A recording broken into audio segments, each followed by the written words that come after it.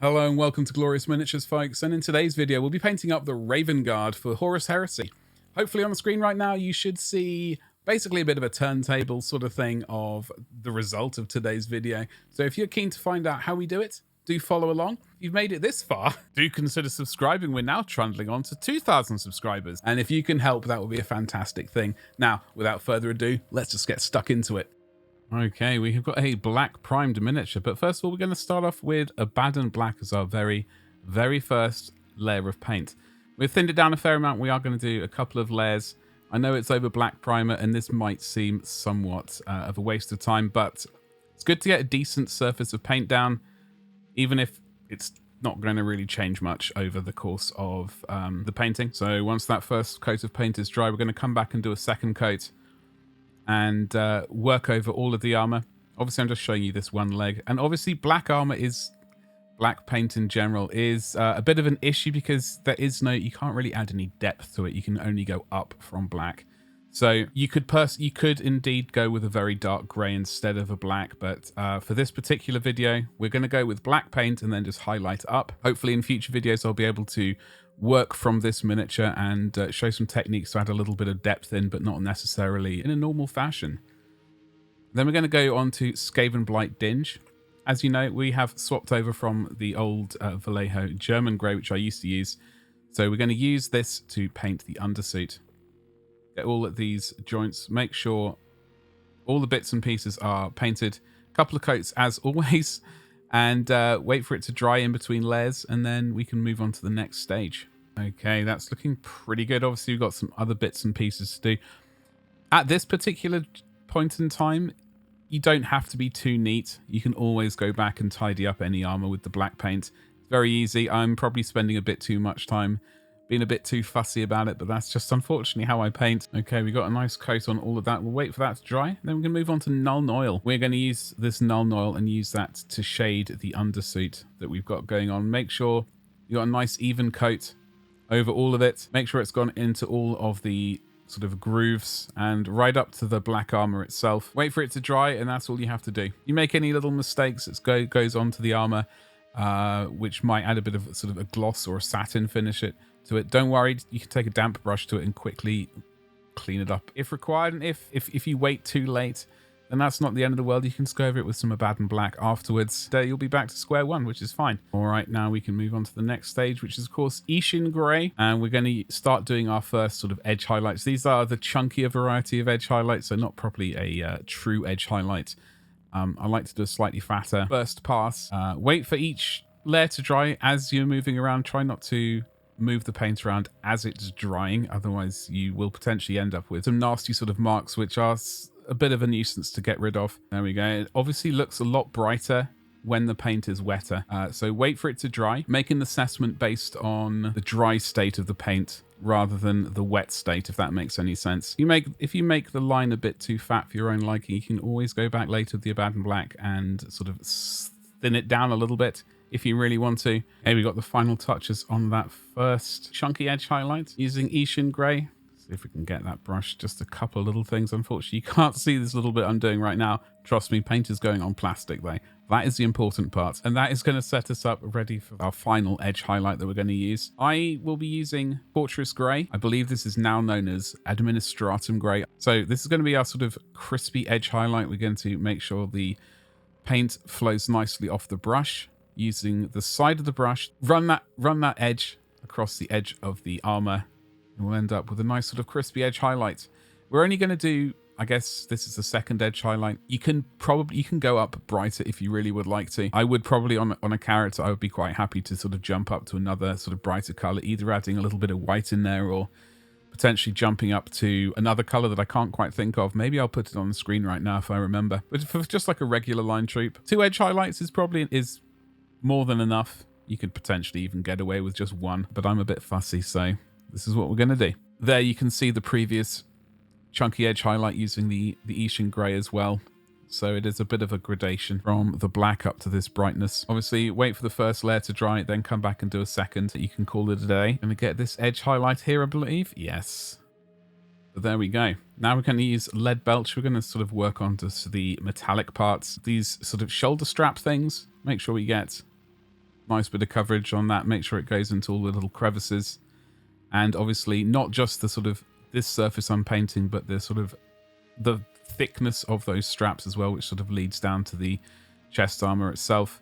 Make sure you get a good coat on that. And also don't forget the shoulder straps on the back. Oh, we almost forgot this stomach ribbed bit of, I don't know what it's like, connective stuff. We almost forgot this. And obviously, don't forget to do the rivets. I hadn't forgotten about the rivets, I promise. I was just leaving it till I'd done everything else. So I usually do the sort of very furthest away bit of the rivet, and then I work down towards the shoulder pad. If that makes any sense. It's a bit tedious. I'm not hugely fond of painting these rivets, but they look nice once they're finished. So let's get cracking on them. Bring that paint down towards the shoulder pad, and if you make a mistake, you can always tidy it up with the Abaddon black, as I said before. All right, and then now we're going to break out the Nuln oil again. We're going to work that over the entire surface of the Leadbelcher. So that's going to include the shoulder straps, the sort of stomach bit of whatever that thing is, and that button as well, and obviously the shoulder straps at the front. We're also going to coat the rivets. It's basically coating all the rivets all the way down to the black armor beneath that they sit on, making sure we've got a nice even coat, as always. I was pondering at some time to potentially just leave it at this stage, the Nuln oil stage, and not bother coming back and brightening things up a little bit. In my mind, I was thinking if they're sneaky Marines, then maybe having bright, shiny bits of metal is probably not the best, sneakiest option. Get everything coated in Nuln and prepare for the next stage. All right, it's looking good. Wait for that to dry. Go back to the Leadbelcher, and we can do some sort of spot highlights, if you want to call them that. Just add a little bit of that Leadbelcher in there. We want some of that Nuln oil to remain. Certainly want that Nuln oil remaining in all of the crevices. I think I made a slight mistake there. Hopefully I'll go back and tidy it up later.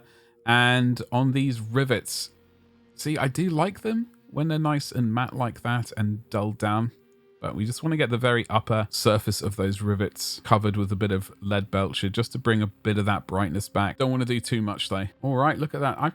I think that's not too bright. Then we can move on to the skin. So we're going to start off with Rakarth flesh. As you can see, we do have the bare head version, or the sort of Vox caster version of this miniature. He's got the bare head, and so we're going to do a couple of coats of this. It has been thinned down. This particular paint, you do have to shake it a lot. It does split a fair amount and pretty quickly, so keep an eye on it, or that's just an extended second coat. We're going to wait for this to dry. I was pondering, is that I don't know. I don't think that is a bit of bald head at the back. I think that's armor or something. I couldn't quite make my mind up. This is our third and final coat of the Rakarth flesh though. But before, waiting for this to dry and then moving on to the next stage. Next stage being Reikland fleshshade, of course. We are going to make sure that we have got a good old coat of that on this miniature.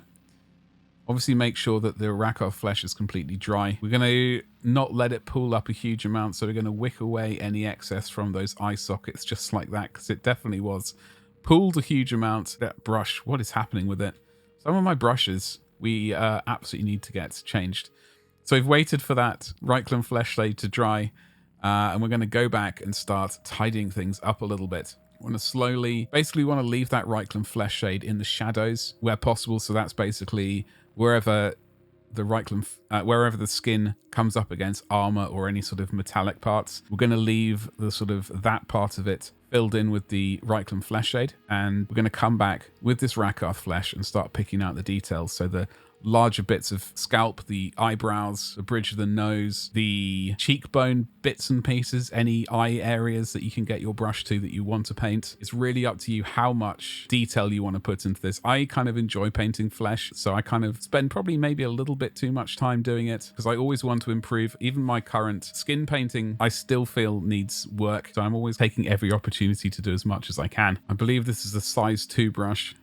Just trying to get those eyebrows, eyelids, I believe that thing was there, and these upper cheekbones right here. Get there in the end. We're going to jump up to Flayed one flesh. I wish I was painting it slightly more on camera, but trust me on this, we're painting it on the upper surfaces of the scalp, etc. Any upward facing bits and pieces, so the sort of eyebrows right here, as you can see. Cheekbones, I guess. Basically wherever you think it needs to go. There is a bit of sort of yellowness to this particular shade, which sort of does potentially replicate sort of yellow sun on them, which adds a bit of tonal variation across the skin's surface. Hopefully, I'm going to spend a little bit more time refining this down. I think there's only a certain amount of time you probably want to be putting into line miniatures.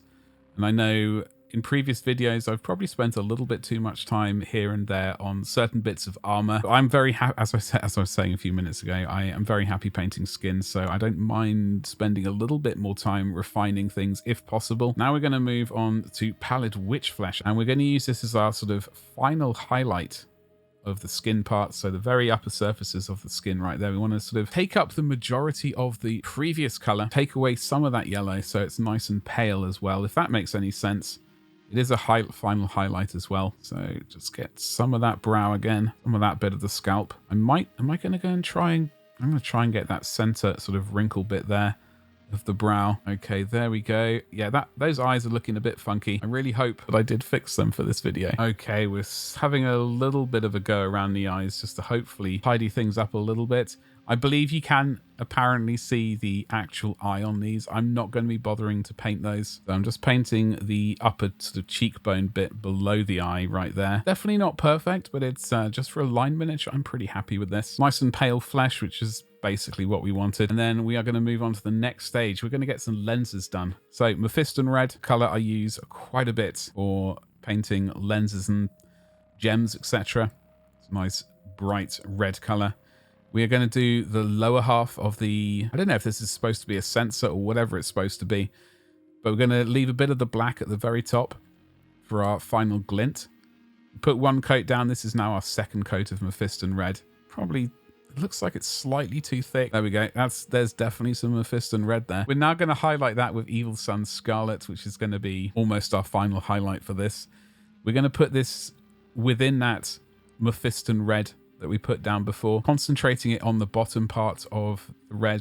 Going to leave a bit of that red around the surface of the structure that the lens is situated within. We can call that some OSL. I don't really do OSL a huge amount. Sometimes I do, sometimes I don't. I'm going to go back with a second coat of Evil Sunz though. Get that bright red in there. Once that's dried, we're going to move on to Wild Rider red. This is going to be our final kind of bit of red for this. And that is going to go, yep, you guessed it, within that previous zone of the Evil Sunz Scarlet, right there. That's basically all we do.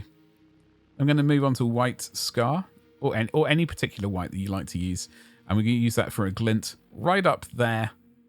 This room was rather warm, so it took a bit of pressure, probably a bit too much to get it on there. This is our finished miniature. Obviously, from previous tutorials, we have painted the brown leather of the straps on the actual bolter, and we have used gold from another tutorial. Hopefully I'll link it right now in the top right hand corner. I'm very happy with this. Painting black is always tough, as I've said at the beginning of this video, but for this particular video I'm very happy with the result and we're very happy to see more of them. Folks, thanks very much for hanging out with me today as we painted up this Raven Guard miniature. I must say I'm really keen on like how it turned out in the end. I have often considered potentially doing like a small sort of Phobos kill team for 40k, but I'm kind of busy with Horus Heresy, Imperial Fists and Iron Warriors, so I don't think there's a huge amount of room for me to do too many more of these. However, if you've made it this far, do consider subscribing if you haven't already, liking, commenting, hitting the bell for notifications, doing all the YouTube stuff that helps this channel grow. If you're able to do that, would be a fantastic thing. And hopefully you'll be able to check out next week's video, which will be the Alpha Legion. Very naughty bunch of Space Marines right there. So, yeah, see you then. Thank you very much. Goodbye.